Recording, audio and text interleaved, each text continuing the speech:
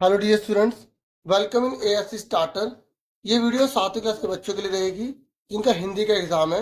इस वीडियो में हम व्याकरण को जो है ना स्टडी करने जा रहे हैं। मैंने आपको एक सैम्पल पेपर की जो पिछले साल का पेपर था उसके बेस पर एक वीडियो प्रोवाइड कर दी है। जिन्होंने नहीं देखी तो प्लीज इसे देख लेना।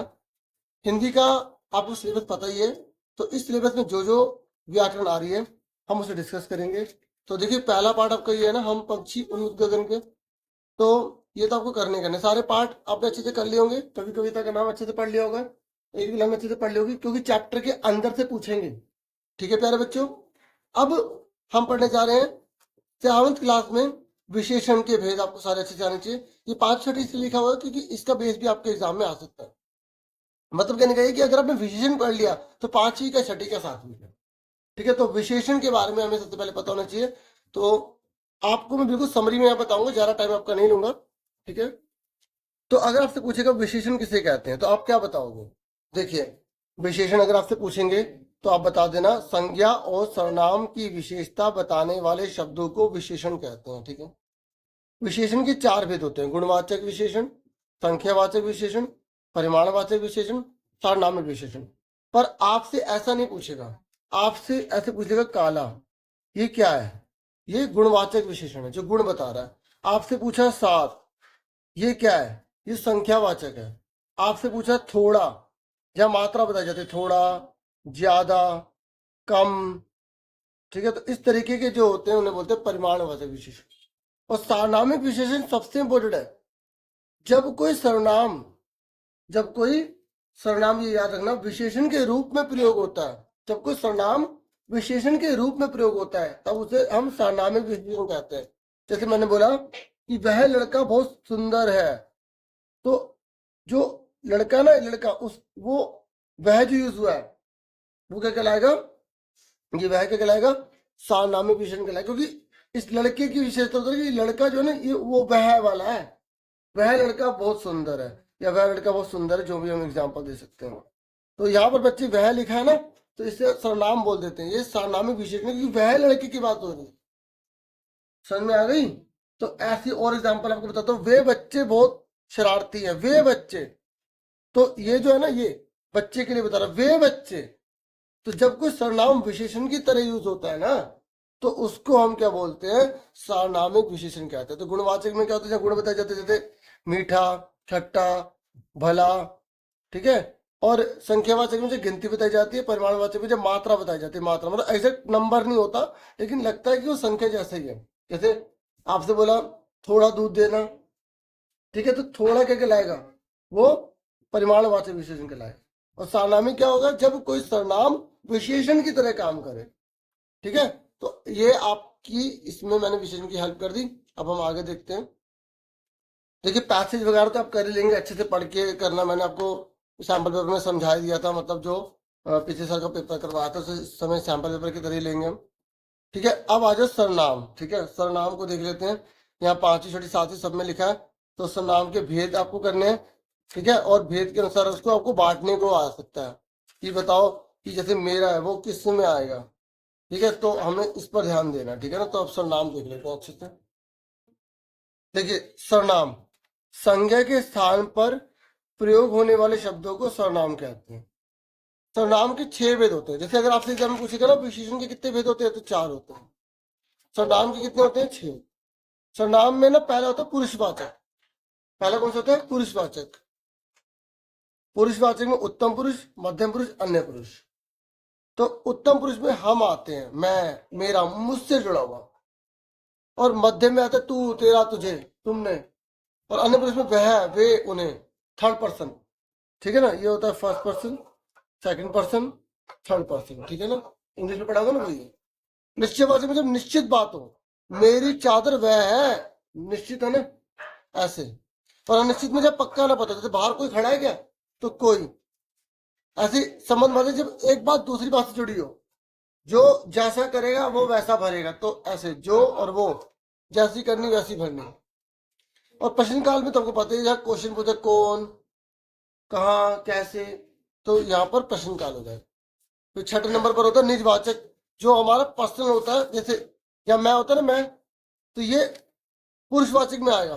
लेकिन अगर मैंने बोला मैं स्वयं पढ़ता हूँ, तो ये जो स्वयं है ना, स्वयं खुद, अगर खुद आ गया तो यहाँ पर जो है ना हम निजवाचक बोलते हैं। ठीक है, फिर लिंग बदलो पे आ जाओ। राजा रानी, सम्राट सम्राज्ञी, विद्वान विदुषी। ठीक है, बड़ी की मात्रा है।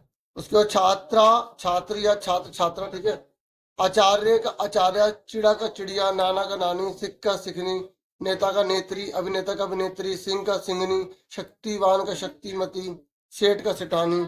ऐसे ही बहुत सारे होते हैं, घोड़ा घोड़ी, मामा मामी, जूता जूती। ठीक है, और बूढ़ा बूढ़ी, चूहा चूहिया, लोटा लुटिया, गुणवान गुणवती। ठीक है, ये अगर नहीं है। सांप सांपिन, श्रीमान श्रीमती, धनवान धनवती। ठीक है, जो आपके कोर्स में ना, तो गूंगा गूंगी, छोटा छोटी, दादा दादी। ठीक है, नाना नानी, बेटा बेटी। ठीक है, और शेर शेरनी। ठीक है, मोर मोरनी, बाघ बाघिन, हंस हंसनी, सेठ सेठानी, माली मालिन। ठीक है, देखो वचन बदलो तो आपको अच्छे से आते होंगे। आंख आंखें, रात रातें, है ना।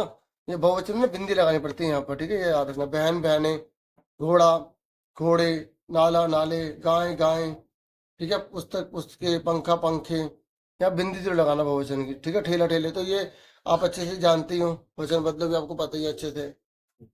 देखो अगर ये क्वेश्चन आ गया और आपसे बोला इसका लिंग बदलिए, सेंटेंस में भी आ सकता है, तो आप लिख दोगे मेरी बेटी पत्र लिखती है,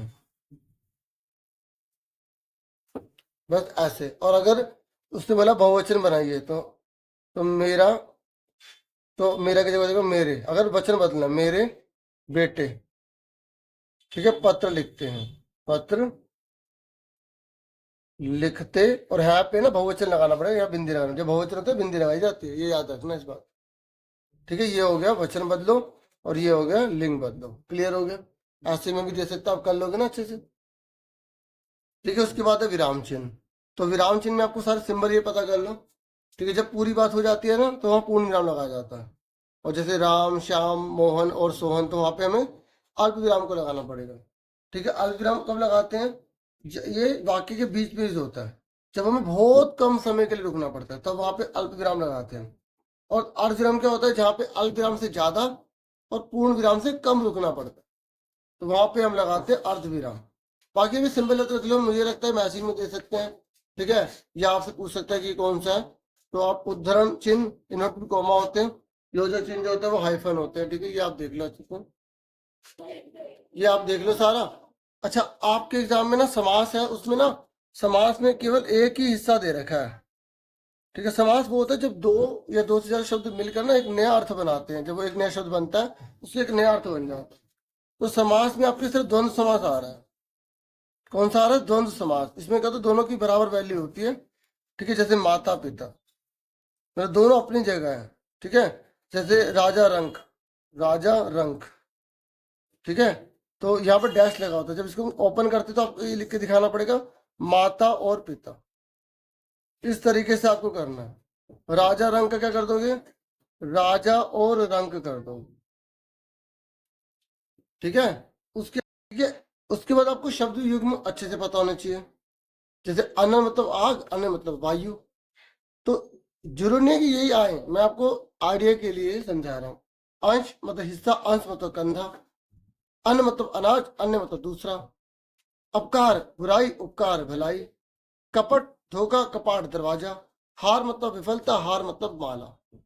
आपके एकदम में अनेकार्थी भी आ सकते हैं, जैसे ये अनेकार्थी वाला है। एक ही शब्द के एक के ज्यादा मतलब है ना। ग्रह मतलब नक्षत्र, ग्रह मतलब घर। दिन मतलब दिवस, दिन मतलब निर्धन। ठीक है ना। देखिए विलोम शब्द अपकार का उपकार या उपकार का अपकार। आदान का प्रदान, आकर्षण का विकर्षण। कटु का मधु, गरीब का अमीर, राजा का रंक। पवित्र का अपवित्र, पंडित का मूर्ख। ठीक है, मित्र का शत्रु। इस तरीके से और भी बहुत सारी आपको प्रैक्टिस करनी है। अच्छा, कभी कभी ना एग्जाम में संवाद पूछ लेता है। दो जनों के बीच की बातचीत को संवाद कहते हैं। जैसे आपने कहा, राम मोहन तुम कैसे हो? मोहन मैं तो ठीक हूँ। राम ठीक है, तुम्हें पता है कल मेरा एग्जाम है। तो ऊपर टॉपिक देखो, किसके ऊपर दोनों जनों को बातें करनी है। जैसे मान लो सब्जी वाला और एक महिला है, वो बात कर रही है। तो सब्जी वाला, सब्जी ले ले, आलू टमाटर गोभी बैंगन सब्जी ले ले। फिर महिला, भाई साहब रुकिएगा, आलू कितने रुपए के दिए? माता जी, अरे मुझे माता जी मत बोलो। हाँ, महिला जी, मतलब जो भी इस तरीके से, मतलब दोनों जैसे आप भाव अपने प्रकट करना चाहो तो दो जनों के बीच की बातचीत आपको लिखनी है और आपको अच्छे से उसे लिखना है। तो दो जनों की बातचीत अगर आ जाए तो संवाद लिख देना। कई बार कुछ एक्स्ट्रा भी आ जाता है ना, तो वो देखने के लिए कि बच्चे कितने प्रिपेयर्ड हैं। ठीक है। देखिए, पत्र की एक पुरानी वीडियो डाल रखी है, पत्र एएससी स्टार्टर लिखना, वो वाली वीडियो देख लेना, उसमें पूरा पैटर्न बता रखे हैं। नहीं तो मैं एक बार दोबारा डाल दूंगा। और पैराग्राफ कोई भी है छोड़ के बता रहा, बना बना के लिख देना। बाकी पर्यायवाची शब्द भी आपको अच्छे से आने चाहिए, जैसे अंधकार को अंधेरा, तम, अग्नि को आग, पावक, अमृत को सुधा पीयूष, ठीक है, असुर को दानव दैत्य, आनंद को खुशी अमोद। इस तरीके से पर्यायवाची शब्द बताने, जब उसके दो नाम आपको बताने, पुष्प का सुमन फूल, पुत्र का बेटा सुत, पक्षी का खग विहग, इस तरीके से है। ठीक है। एक बात और रहेगी, मुहावरे भी आएंगे आपके एग्जाम में, एक दो कोई सा भी दे सकता है। जैसे अकल का दुश्मन मतलब मूर्ख होता है, अंधे की लाठी मतलब एकमात्र सहारा, आग में घी डालना गुस्सा करना, अगर मगर करना मतलब टाल देना, कलेजे का टुकड़ा मतलब बहुत प्यारा। ठीक है ना। तो 9 2 11 में भाग जाना। इस तरीके से कोई सा भी अगर आ जाए मुहावरा तो आप उसे लिख के आना, छोड़ के मत आना। तो इतना ही था इस वीडियो में। Thank you for watching and listening carefully. Take care students.